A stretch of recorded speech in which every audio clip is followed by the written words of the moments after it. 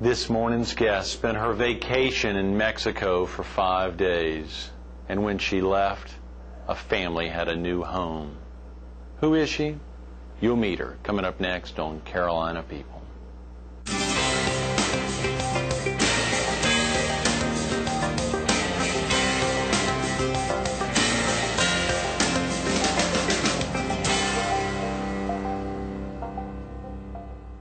Good morning. Welcome to Carolina People. This morning we're at Architectural Surfaces on Cannon Road off of Highway 501 in Myrtle Beach.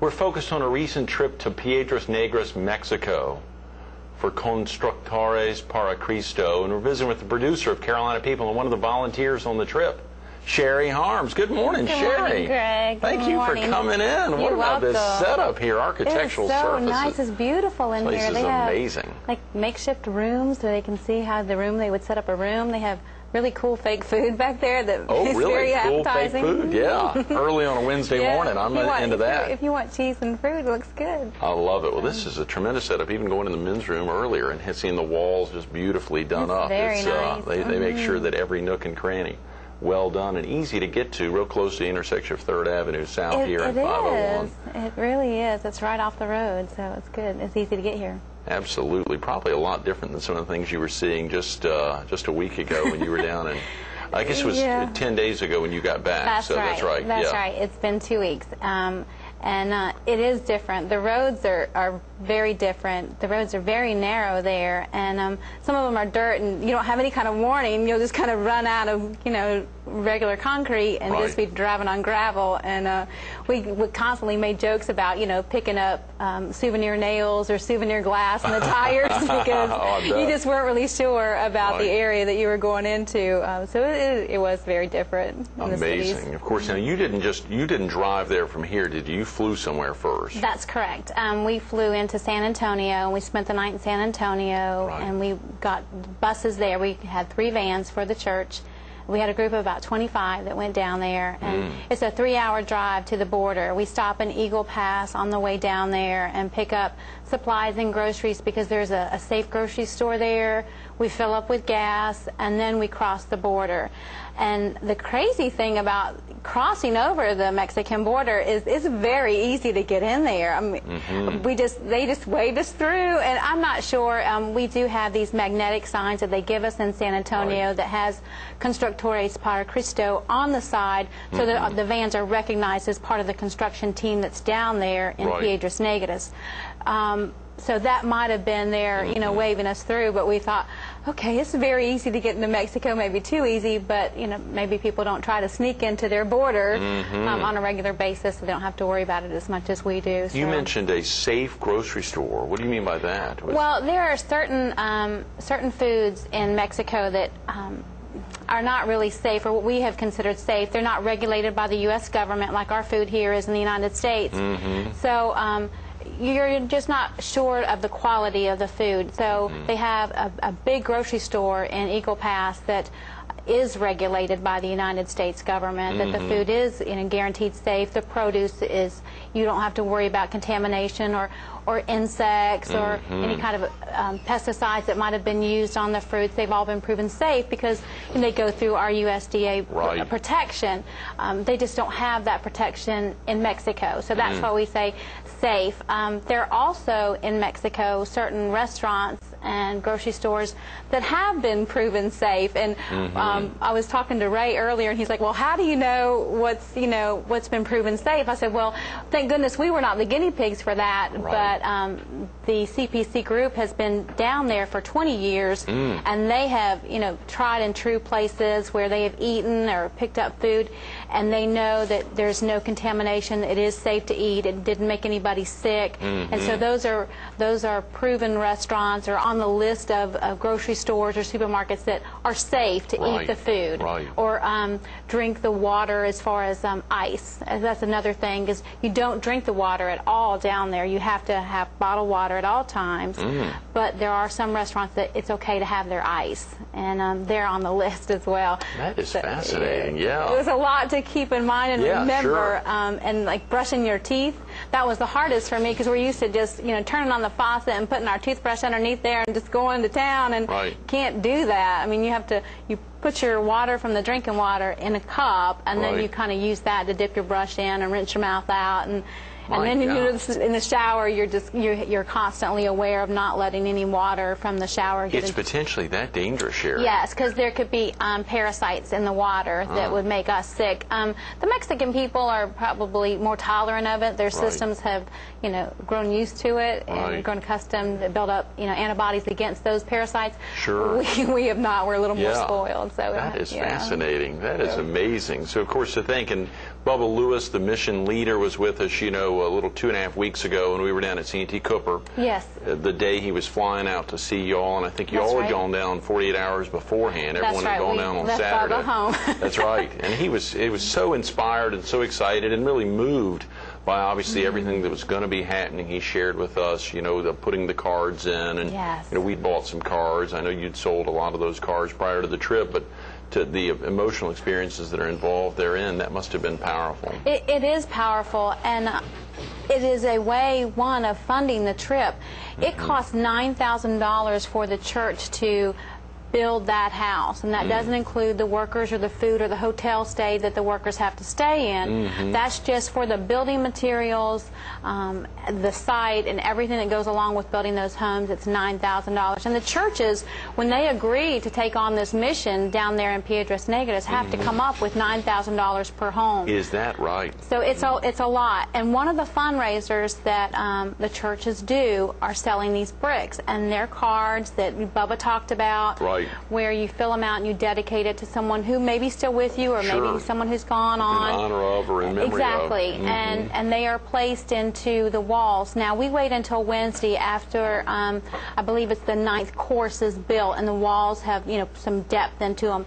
And these concrete blocks have holes in them. And before we pour that final layer of concrete, you know, to secure the perimeter of the home, we place these cards down in there, and that service is one of prayer for those people, praying for, you know, people who have gone on as we lay the cards in the bricks, praying for people who may be still with us or maybe are sick, and putting those cards in the bricks.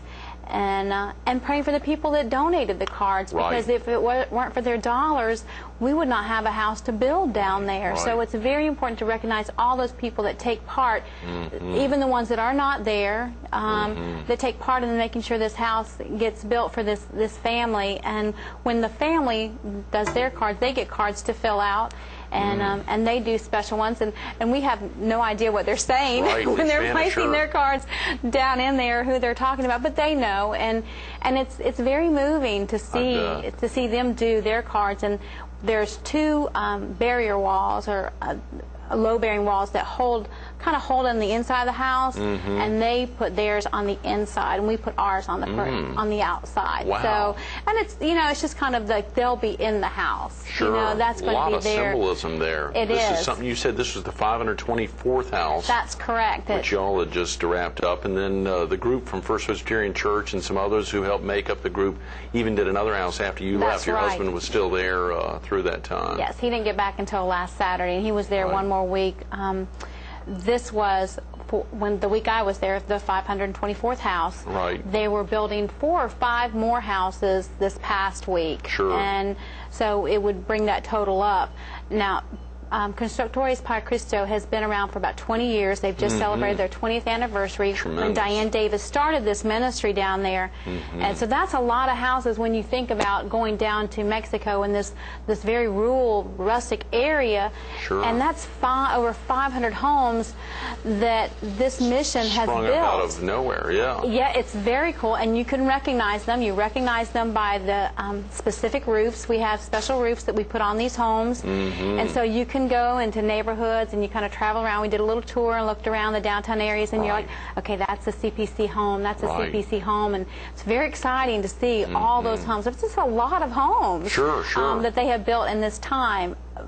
First Pres has been doing this. They started in '92 working with the Florence group because we didn't have a group that was big enough at that time. Right. But in '98, they had a group that was a size that they have to have at least 20 to build a home, and they got their 20 together, and you have to have a construction foreman and a team leader, and Howard Barnard was very instrumental in putting that team together. I believe it was '98 that First Pres actually took their first team as a church down there without the help of another church. I love it. So this is First Pres's 20-somethings. I mean, yeah, like 23rd or 4th. Yeah, I remember that. Bubba talked about that. Sure. So that's really neat that we in Myrtle Beach have built houses down there, and that's how many that we have contributed to, and that's a great ministry that First Pres has, down there. That is tremendous, and of course with your husband being the director of adult education there and instrumental with the ministry and the mission trips as well. That's it's right. A very special tie-in. Speaking of that real quick, we used your husband's name as a good contact. Yes. If a viewer needs to get off to work now or just get family out of the house, what's the best number for someone to call to learn more about mission trips that either First Pres is doing or in general about Constructores para Cristo? If they're interested in taking part in the First Pres trip down there, then they can call the 448-4496 number. Okay, great. And ask for Todd Harms, who is my husband. Yeah. If they're interested in, maybe they have a church that they think that they can get a group of 20 to go down there and help build and raise the funds to do that, then they can just go on the website that Diane has set up. It's constructoresparcristo.org. Okay. And they can just go on that website, and there's a contact link.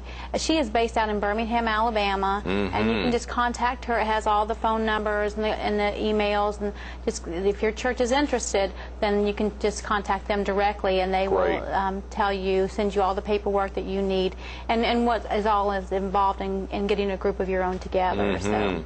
Well, you've been kind enough to help lay out over the days the 5-day period here, and let's break down those 5 days, just beginning to end, essentially. Of course, you all arrived on Saturday, but you really didn't begin the work on site until Monday. Is that right? That's right, because we fly into San Antonio. We stay the night there at a very nice hotel. Oh, good, yeah. It is. It's kind of like the calm before the storm, where they treat you really nicely before you're going to work like a dog. Right, and, so the hotel there in San Antonio was right across from the Alamo, so it was very nice. Oh, cool. And then Sunday, we get up and we leave. We get in the vans and we cross the border. It's a 3-hour drive, and we stop and get groceries. So, but by the time that we actually get into Piedras Negras, it's somewhere around 6 o'clock. And and we have an initial meeting, and then they kind of tell you what to expect, what you're gonna.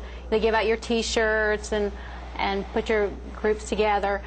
Then Monday morning, and you wake up and they give you breakfast, and then you head to your work site normally between 6:30 and 7. And when we got there, they already had the foundation laid, and that's the custom. They have the foundation laid, and they have the rebar put in the corners. Good. So it gives you a good starting point. And they have locals who they hire to pour that foundational concrete, to be our mixers and take care of those things. So it gives them an income as well. Great. So and then that's good. And the churches have to. That's part of the $9,000 that goes into building the house. Are paying those mixers and foundation people. Sure. So when you get in there, the first thing we do is a devotion, and Constructores para Cristo has a devotion book, and one side is in Spanish and the other side is in English.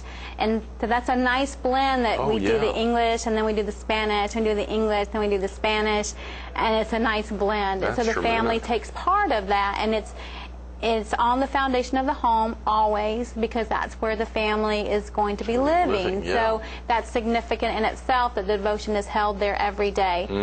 So we gather in a circle and we have our devotions, and then we were divided into groups of, I think, 4, and we were giving wall captains.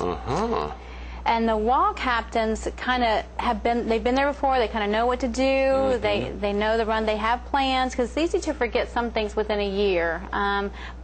But they have a plan of where the bricks go, where the rebar goes, and so we start on the corners, and then we work our way in, and we go up 3 courses, and we fill our wall corners, and we go up 3 more courses and fill our wall corners with concrete. And so the first day we were there 6 courses high. Right.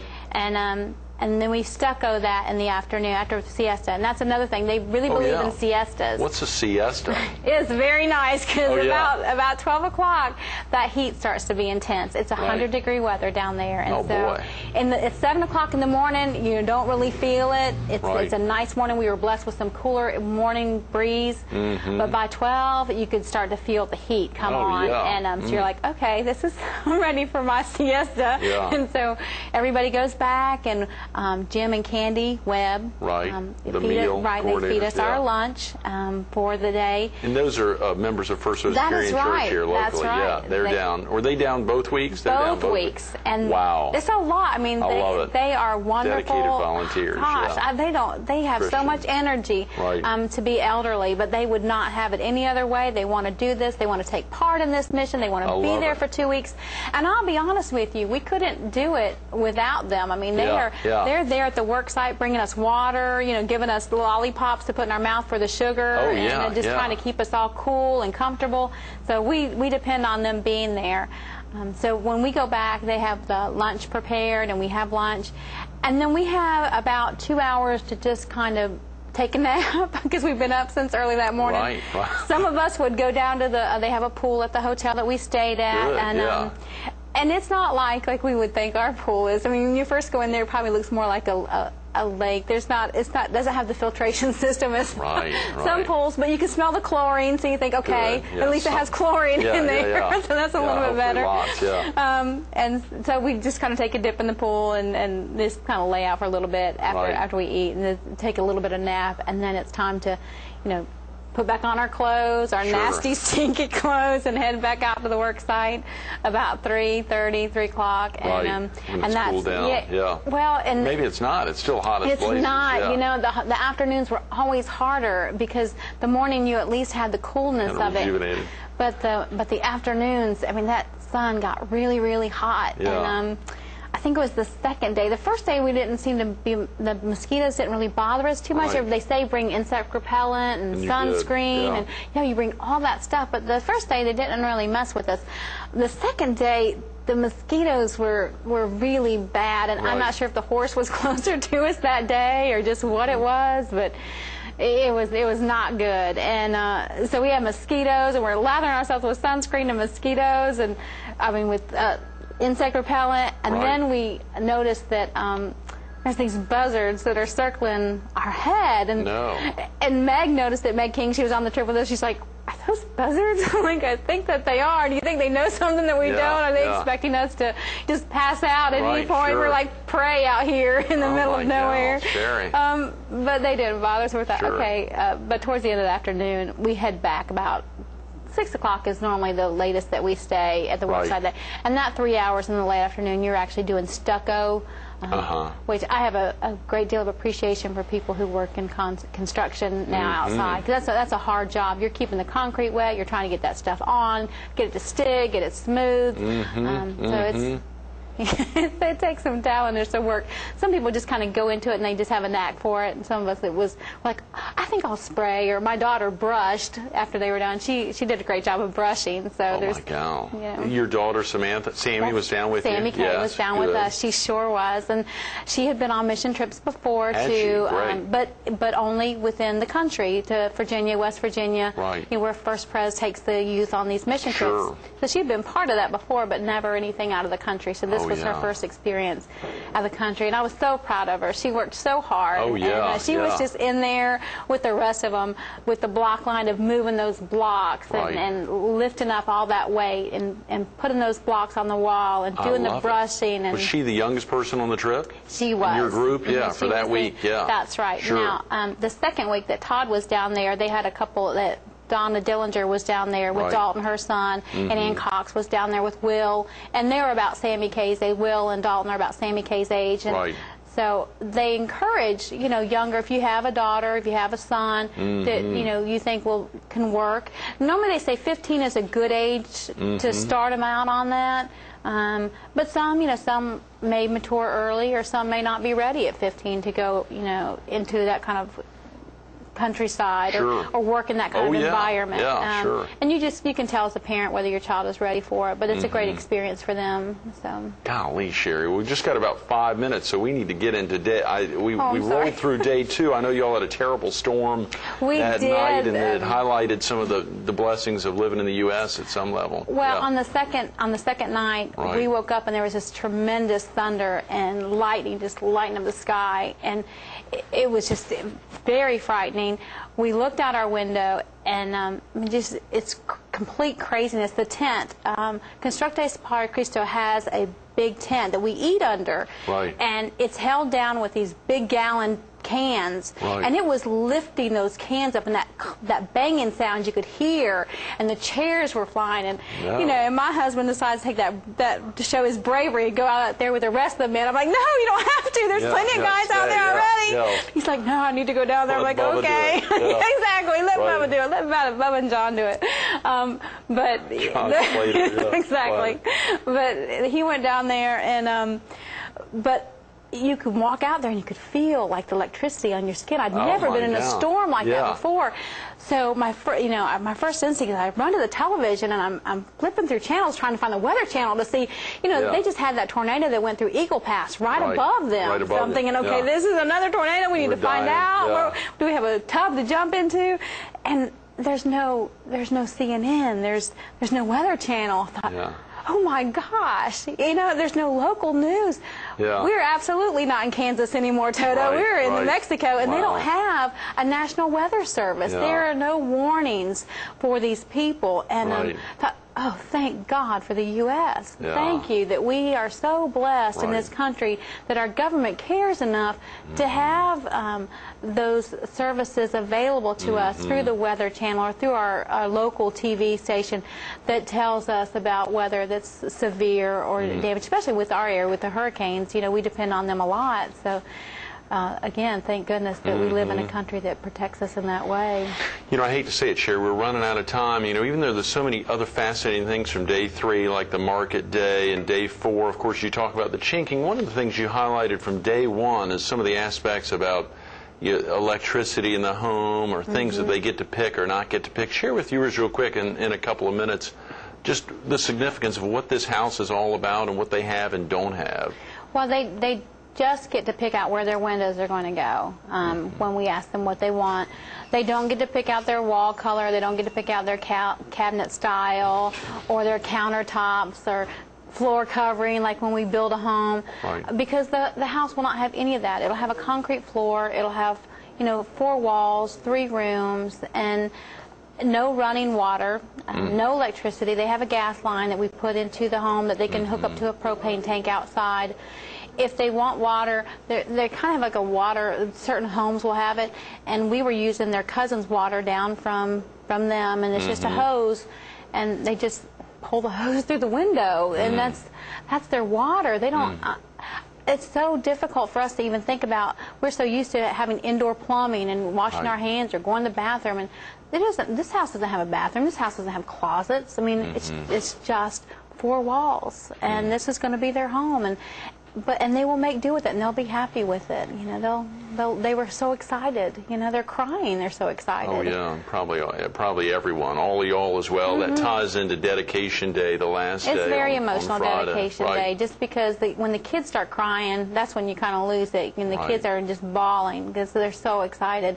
You lose it, and at that point, everybody, every woman and man there did not have. Everybody's crying because it's so emotional for them.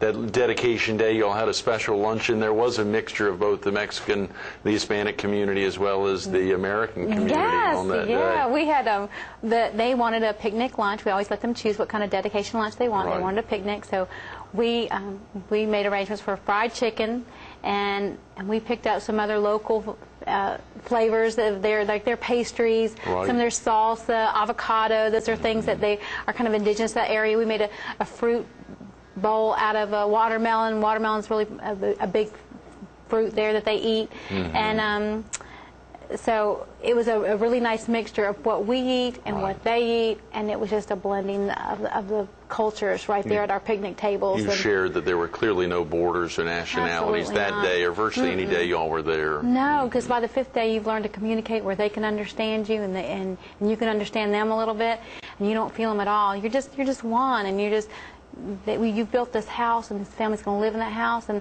borders and cultures no longer matter at that point. You're part of it, and you'll always be a part of it because your hands went into making it. So those are great words. Thanks so much for being with us this morning, You are so Sherry, welcome. and so glad you're Thank back. you for having me. Safely. Thank you for letting me Absolutely. go. I know. Nancy did a great job last week, but it was tough not having you around. Stay tuned to more Carolina People with Shari Harms coming up next. Those key words, in the body of Christ, in the body of Christ. It's so special to think about that. Sherry wrapped up her 5-day little write-up there with those key words. You know, we didn't get to talk about Chinking or Alfonso's or Market Day or shops that are on the list, i.e. shops that you can actually eat the foods from there, a little ice cream shop that they visited. Sherry loved the frozen fruits down there. We'll have to get her husband in, one of the organizers of the trip from First Presbyterian Church, to talk more about the 2-week stay down there. But all the folks, the family down there, you heard Sherry talk about the children crying, the adults then crying, and all the volunteers all together in the body of Christ, crying together, celebrating, crying in a celebratory manner. It's a special thing. Constructares-para-Cristo.org or 448-4496. Give the church a call. Get involved.